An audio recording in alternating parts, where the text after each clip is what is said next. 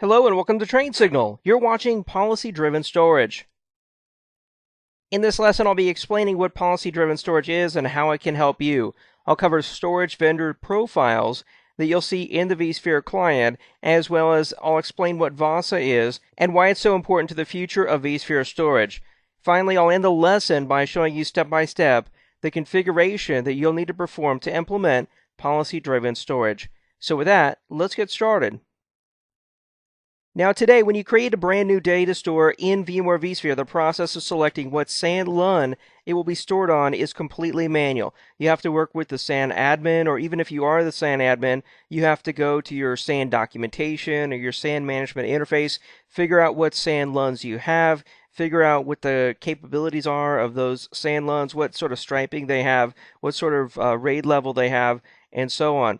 And then when you perform a more common task of creating a brand new virtual machine, the process of selecting what data store that VM will be stored on is also manual. You might not have a very good description in the name of the data store. You might not know what type of storage it is, again, what the RAID level is, the resiliency of the storage is, and so on. So VMware admins have to work with SAN admins a lot when it comes to storage to perform all these tasks. And even if you are the SAN admin as well as the VMware admin, it still takes additional work. So these multiple steps for vSphere and SAN admins can be saved by using policy-driven storage, and it will result in significant time and money savings for the company, which is an operational expense. So it's safe to say that policy-driven storage is there to help you save on the operational expenses of the IT department and subsequently the company. Policy-driven storage allows you first to define storage capabilities in vSphere. So examples of storage capabilities are the capacity of the storage, the type of the storage, performance, availability, or redundancy of the storage. And so these capabilities could come from one of two sources. First off, you could create custom capabilities in vSphere. So I could say that one capability might be its SATA storage or its iSCSI storage. Another capability might be that it's a RAID 1, a RAID 5, or a RAID 10 LUN. So I can define all these different things on my own if I choose to as custom capabilities. But then I can also use SAN hardware that supports VASA, and I'll talk about VASA in just a minute, but it's a special API that your SAN hardware has to support. And as of the time of recording this lesson, there's no SAN hardware that supports it, but very soon it will be available. So instead of you creating custom capabilities, vSphere could actually learn the capabilities directly from your SAN hardware. And that's going to be really cool. And then once you have these capabilities, you can associate these capabilities with your data stores. So let's assume that they're custom capabilities you created. You're going to need to manually associate those with your data stores. But then if you learn the capabilities from your SAN hardware, then those would be automatically associated with your data stores. Once you have these capabilities on your data stores, then you can go in and create storage profiles. So examples of storage profiles would be like gold, silver, or bronze. You can give them whatever names you want, but the basic thing you're doing here is to define some category of storage that has the capabilities that your virtual machines, actually your cluster, let's say, even is going to require. So then you can associate a virtual machine with a profile. So you can say this virtual machine is going to need gold level storage because it's a tier 1 application. And then maybe these VDI desktops, maybe they just need bronze level storage in the virtual infrastructure. And then all of this is going to allow vSphere to place a virtual machine on a data store that meets its needs automatically. So you go through, you create a brand new virtual machine. It says, hey, what kind of storage do you want? Instead of selecting iSCSI Array 5, LUN 6, now you can say, hey, I want gold level storage for this virtual machine. And that's all you have to do. That's all you have to think about. So that's going to prevent you from having to work with the SAN admin and figure out, hey, which LUN is the best LUN to put this new virtual machine on. You just say, hey, this is a gold virtual machine, it goes on gold. Or this is a silver, it goes on silver. It's that easy. And then you can go in and you can report and find virtual machines that may or may not be on the right level of storage. Virtual machines that either are compliant or non-compliant with the type of storage that you specified they should be on when you created them. And before we move on, I need to bring up a quick name change alert. What happened is when VMware first announced vSphere 5 in their What's New documentation, and even in their VMware education course on what's new in vSphere 5, they said that this new feature that we're talking about here is called policy-driven storage. So I got through most of this lesson. I created slides and did testing and everything. And then at some point in the release cycle, before vSphere 5 was actually GA, they changed the name of policy-driven storage to profile-driven storage. So now in the vSphere client, where I'll be demonstrating policy-driven storage, it's now called profile-driven storage. It's the exact same thing, but it's probably some marketing people that just said, hey, profile-driven storage sounds better. So from here on out, we're going to go with profile-driven storage. Exact same thing, so don't get confused. Let's just move on. And I've got a great graphic here from VMware.com that shows you exactly what profile or policy-driven storage does. So first off, at the bottom down here, you have your storage capabilities that are either surfaced by VASA or are user-defined. And then on top of that, you have your storage profiles. The storage profile is what describes the storage requirements. So you say, hey, I need gold level storage. That's RAID 10, and it's on the fastest iSCSI array that I have. And then on top of that, you associate a virtual machine with your storage profile.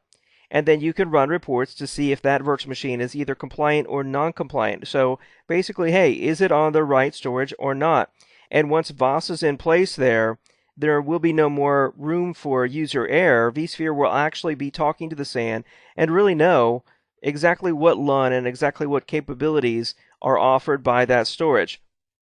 If it sounds like I'm excited, it's because I am. Profile-driven storage, in my opinion, is one of the more cool features of vSphere 5, and I think there's a lot more they can do with it, especially as VASA becomes more and more available in storage arrays. So now let's talk about VASA. Inside the vSphere client on the home screen, you'll see a new icon there that says Storage Vendor Profiles, and that really has to do with VASA. So storage capabilities, like I said, either come from VASA or they're user-defined. If they're coming from VASA, they're using the vSphere Storage API for storage awareness. That's actually what VASA stands for, but it's much easier to say VASA, isn't it? So VASA-capable arrays are set up as vSphere storage providers, and I'll show you where to do this here in just a second. And then those VASA-capable arrays can actually tell vSphere their capabilities and even their performance, and that's even cooler because they can tell vSphere their performance, and they can say, hey, I'm getting a lot of latency, or this LUN, has been degraded. I've got some problems here on the storage. We're about to shut down the storage. You better take action, vCenter, and do something to help these virtual machines ensure that they get the performance they need. And that's what Storage Distributed Resource Scheduler, or SDRS, does. And I've got a separate lesson in this course on SDRS. So at this point, you should be making a little note to yourself on a post-it that says, find out if my storage supports VASA. If it doesn't today, find out when it will. And if they have no plans to do it, then you should really push your storage vendor to support the new vSphere Storage API for storage awareness, because it's finally going to allow your storage and your virtual infrastructure to work much better together and to communicate with one another. So now let's go over to the vSphere client and let me show you the storage vendor profiles, which is what you would use to add your VASA-capable array. All right, so here in the vSphere client on the home screen, you can see here underneath administration, I've got storage providers. This is new. I'm going to click on storage providers, and then in here you see your vendor providers. So this would be like a list of your storage arrays, and then each storage array is going to have a URL and a last refresh and sync time. And then if you click on each of the vendor providers down here, you'll get information from that vendor, from that storage vendor about that type of array. The provider name, status, version, vendor IDs, and model IDs. So what you would do is click add right here, and then just fill out these 4 blanks related to name, URL, and then the login and password for the storage array. From there, you would say OK, and then vCenter would actually synchronize with your storage to learn about its capabilities, and then it would keep that synchronization up to date to learn any new capabilities and any potential performance problems that vSphere needs to know about, because it may need to use, let's say, Storage DRS to migrate virtual machines off of that storage and onto another storage array that isn't having a performance issue. All right, so that's storage vendor profiles new in vSphere 5. And now let's move on and let me show you step by step how to configure policy or profile driven storage. So the first thing you would want to do is obtain storage capabilities. And if you're not doing it through VASA, your vCenter Storage Providers option, then you would want to create user-defined storage capabilities. From there, you would create a virtual machine storage profile, and then you would assign user-defined storage capabilities to data stores. Again, if you're not using VASA, because if you're using VASA, those data stores should actually already know their capabilities. And then finally, you would assign virtual machines a storage profile, and that would happen either when they're created as brand new virtual machines or on the Properties and the Profiles tab for each of the existing virtual machines. So with that, let's go over to the vSphere client and let me walk you through configuring profile-driven storage in VMware vSphere 5. Here in the vSphere client, the first thing we said we should do if we're not using VASA and we want to use user-defined storage capabilities is we need to create those storage capabilities. And this is done here underneath Management and Virtual Machine Storage Profiles. So I'll click on Virtual Machine Storage Profiles, and then in here, this is where you manage storage capabilities. So that's the first thing I'm going to do is to go up here and Manage Storage Capabilities. And then here's where I add my user-defined storage capabilities. If you were using VASA and you actually learned storage capabilities from the storage, they would be listed here. But since we aren't using VASA at this time, we're going to add a user-defined storage capability. And these capabilities might be something like iSCSI RAID 10, and that might be our highest performing. Then we could add iSCSI RAID 5. That might be for our silver SLA. And then another one might be SATA slow disk, or whatever you want to call it. Okay, so I added 3 user-defined storage capabilities here. I'll just click Close. And the next thing we said we need to do is to create a virtual machine storage profile. So again, right here in Virtual Machine Storage Profiles, I'm going to click Create a Virtual Machine Storage Profile. So we need to give it a name. I'm just going to call it Gold. And of course, you can give it a description here. This is for Tier 1 apps. And then I want it to have the highest performing storage available. So in our case, that's iSCSI RAID 10. I'll click Next here and Finish. All right, so we created a Gold virtual machine storage profile. I'm just going to go through the whole process here and create a Silver, which is going to go on the iSCSI RAID 5. And then I'll create a Bronze, which is going to go, you guessed it, on the SATA slow disk. Okay, so we have Gold, Silver, and Bronze. Now, before we enable virtual machine storage profiles and assign virtual machines a profile, we first need to assign storage capabilities to our data stores. And that's because we're using user-defined capabilities and not system-defined capabilities. So system-defined capabilities, as VMware calls it, are the VASA-defined or VASA-learned capabilities. So to assign our user-defined storage capabilities to our data stores, I'm going to go to Home here, and then to Data Stores and Data Store Clusters. And then on each of my different data stores here, on the Summary tab, look where it says Assign User-Defined Storage Capability. So I'm not actually going to match these up very well. I'm just going to sort of randomly assign the SCSI RAID 5. I'll go to the next array here and I'll assign SATA slow disk and say OK. I'll go to the next data store here and I'll assign the user-defined storage capability for the awesome fast storage, the iSCSI RAID 10. Say OK. And then notice over here on the right-hand side where it says Storage Capabilities. This is a new box as well here on the Summary tab for a data store. It says System-Defined Capabilities Not Applicable, or NA. So we don't have any system storage capabilities defined because we're not using VASA.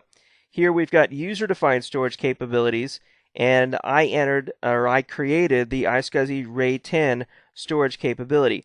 If I hover over the little bubble here, I can actually see the description for that user-defined storage capability. Okay, so we've got user-defined storage capabilities created. We assigned them to our data stores. We created our storage profiles, and then each of those storage profiles is also mapped to a user-defined storage capability. So at this point, let's go back to the home screen here, and we'll go to Virtual Machine Storage Profiles again. And now I want to enable virtual machine storage profiles right here. And then notice here we've got our HA-DRS cluster, and it says that all hosts are licensed to use virtual machine storage profiles. You need to ensure that your hosts are licensed. You have the right vSphere license. And so all I need to do here is click Enable, and now I've enabled virtual machine storage profiles. I'll click Close here. And then our final step is to actually assign virtual machines to an associated storage profile. So if I go to Home here and then to Hosts and Clusters, and then let's just go to one of my virtual machines here and I'll click Edit. So this is an existing virtual machine. I'll go up to the Profiles tab here. This is new. And notice it says Virtual Machine Storage Profiles. Right now, there are none. So what I'll do is I'll say, let's say this is a Tier 1 application. I'm going to assign it a gold virtual machine storage profile. I'll select Propagate to Disk here. And now you can see that that hard disk 1 for that virtual machine is assigned the gold virtual machine storage profile. I can say OK. The virtual machine is updated, and then look at this box over here. This is also new on the Summary tab, and I'll click Refresh here. And we can see that the virtual machine is assigned the gold profile, but look, it says it's not compliant. So it isn't actually on the right type of storage that has the capability, let's say, that this virtual machine really needs. So that's how you see it on one virtual machine and how you assign a storage profile to an individual virtual machine. Now also, if you go and you create a brand new virtual machine, I'll just click here, New Virtual Machine. And then if I just click through here, I click through the next on typical, the name, the host it's going to be on. And then look at this. When I go to select the data store that the virtual machine will be stored on, look at this, Virtual Machine Storage Profiles. I can do a drop down here and I can say, okay, this virtual machine needs gold level storage. So the only compatible gold level storage is this data store right here. This data store is the only gold level storage that we have. What if we said, well, I'm okay with silver. Let's do silver. And then this is the only vSphere data store that's available that's compatible with the silver virtual machine storage profile. So I could just go through here and click next, next, next, next. And then when it's created, notice the virtual machine storage profile is set to silver, and it will be placed on that data store that's compatible with the capabilities in the silver virtual machine storage profile. Click Finish there. And now we're creating a new virtual machine, and its storage profile is going to be silver. And then once it's created and this is refreshed, then it should be compliant because we did place it on the silver data store. So now let's go and check compliance. Oh, there we go. We can see it is indeed compliant. All right, so now let's go to Home. Let's go to Virtual Machine Storage Profiles. And then we've got these different storage profiles we created. And let's go to the silver virtual machine storage profile. We can see there's one associated virtual machine here. The storage capabilities include iSCSI RAID 5. And then if we go to the Virtual Machines tab, notice that the new virtual machine we created is actually compliant. It is actually on the correct data store that offers the capabilities defined by the silver virtual machine storage profile. Now, if this wasn't updated here, I could click Check Compliance Now, and it checks it again. Now, let's go to the gold storage profile, and we can see we've got one virtual machine here that's assigned gold, but it says it's not compliant. It says the capabilities mismatch. We can check compliance now. So since this virtual machine isn't compliant, something we can actually do is go and do a storage vMotion and manually move that virtual machine's virtual disk from the data store that it's currently on to a compliant data store. All right, so that's virtual machine storage profiles. I just got done reviewing how virtual machine storage profiles either obtain capabilities from VASA or they're user-defined. Then you create a virtual machine storage profile. If you're not using VASA, you assign the user-defined storage capabilities to data stores. Then you enable virtual machine storage profiles, and then finally assign virtual machines to a storage profile. Then you can come back and see if the virtual machines are compliant with the profiles that they're assigned.